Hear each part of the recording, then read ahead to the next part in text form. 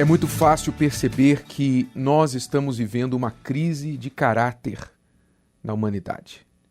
Crise de caráter. Falta de bom caráter. Aqueles princípios antigos que os pais, os avós costumavam praticar e ensinar aos seus filhos. Princípios como falar a verdade, respeito aos mais velhos, lealdade, princípios como honestidade, coisas que fazem o ser humano ser humano. Estes princípios parece que estão saindo de moda, pois o que vemos hoje é que a mentira se tornou de praxe. As pessoas mentem com a cara mais lavada.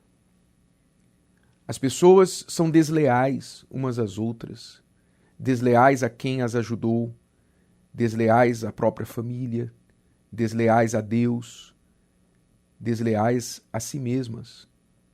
Hoje em dia você não pode contar nem que uma palavra assinada em contrato e firmada em cartório vai ser cumprida. Está difícil hoje achar pessoas leais de palavra, de fato e verdade. Hoje se termina relacionamentos por WhatsApp. Se termina relacionamento de 1 ano, 2 anos, se termina casamentos por WhatsApp. Se termina casamentos sem razão. Hoje em dia, muitos que se dizem da fé, que se dizem cristãos, estão deixando os incrédulos corados de vergonha. Porque nem entre incrédulos muitas vezes se vê atitudes vistas em meio àqueles tais chamados cristãos. Nós estamos, sim, vivendo uma crise de caráter na humanidade. Há muitas razões por trás disso. Uma delas é a desestruturação, a destruição da família. Uma vez você destruindo a família, você destrói o caráter de uma pessoa. Você destrói a expectativa do bem dentro de uma pessoa. Porque quando um filho vê o pai ou a mãe trair um ao outro, quando vê o casamento de seus pais ruir, então este filho perde a fé na humanidade. Esse filho aprende a mentira, a traição, a deslealdade, o abandono. Ele aprende tudo de ruim. Então não importa o quanto tentem passar mel e açúcar em cima de uma separação, de um divórcio, a verdade é que ela é amarga, ela é dura, ela é cruel, especialmente para os filhos.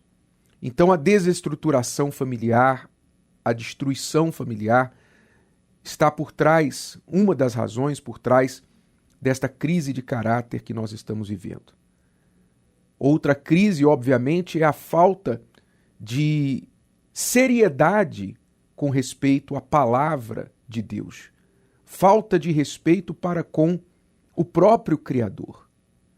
Algo que nós vemos, por exemplo, lá atrás, quando nós olhamos os pais da fé, os nossos patriarcas da fé, patriarcas e matriarcas da fé, não é? Homens e mulheres que deram exemplos de fé.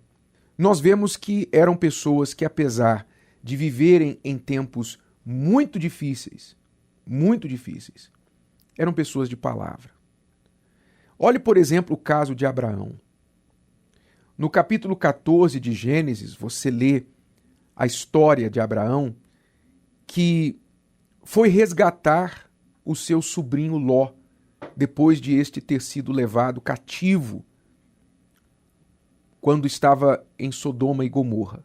Sodoma e Gomorra foi invadida por 4 reis e eles levaram todos os habitantes de Sodoma cativos, incluindo Ló e a sua família. Ló tinha se separado de Abraão. decidido viver a própria vida. Já uma forma de deslealdade da parte de Ló, porque Abraão era uma figura de pai para Ló. Ló tinha perdido seu pai. Seu pai morreu, irmão de Abraão. E Abraão assumiu o papel de pai na vida de Ló. Então, você já vê o caráter de Abraão por aí. Cuidar do filho dos outros, não é? Abraão, que não tinha filhos, assumiu Ló como um filho seu. Mas Ló cresceu, prosperou às custas de Abraão e quando se viu com dinheiro, decidiu seguir a própria vida. E então foi levado cativo lá de Sodoma. Quando Abraão ouviu a notícia, o que ele fez? Arriscou a própria vida, arregimentou um exército de 318 homens da sua própria casa e foi atrás de Ló para resgatar, para lutar contra 4 reis a fim de resgatar o seu sobrinho. Foi bem sucedido porque Deus era com ele, ele venceu a batalha, trouxe de volta Ló e todos os habitantes de Sodoma, incluindo o seu rei, os bens. E quando ele voltou vitorioso, um homem, um sacerdote chamado Melquisedeque, que quer dizer rei de justiça, veio saudar Abraão e apresentou a ele pão e vinho.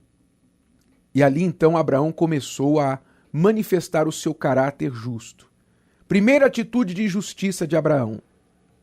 Ele deu o dízimo de tudo a Melquisedeque. Todo o despojo daquela guerra, daquela vitória, ele tirou as primícias e entregou o que era de Deus. Foi justo com Deus, primeira coisa. Em seguida, o rei de Sodoma disse: olha, Abraão, você é vitorioso, você pode ficar com os bens, mas me dá as pessoas.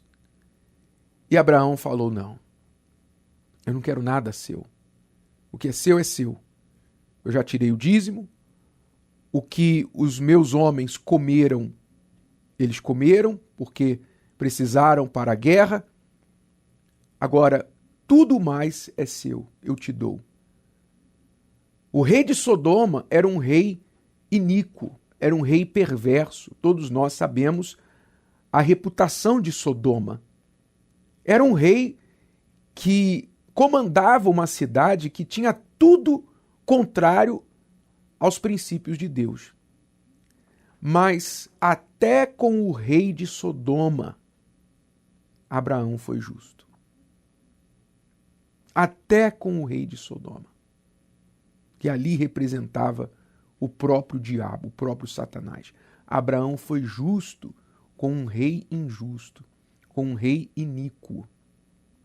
Então veja, Abraão foi justo com Ló, resgatando-o, mesmo que ele não tinha mais, digamos, obrigação nenhuma, porque Ló escolheu o próprio caminho, se separou, foi ele que deixou Abraão, mas Abraão foi lá, foi justo e resgatou a vida de Ló. E depois de Ló resgatado, sabe para onde ele foi? Sabe para onde Ló voltou depois de Abraão ter arriscado a sua vida para resgatá-lo? Voltou para Sodoma. Mas Abraão fez o que era certo pelo seu sobrinho. Abraão fez o que era certo para com ele mesmo, para com o seu Deus. Então ele foi justo com Ló, foi justo com Deus, devolvendo-lhe os seus dízimos, foi justo com os homens que lutaram com ele, dando a eles a sua porção. Cada um levou a sua porção, não lutou a guerra de graça, ganhou o que precisava para a guerra e foi justo até com o rei de Sodoma. Aí você começa a entender melhor por que Deus escolheu este herói da fé chamado Abraão. Por que Deus o escolheu?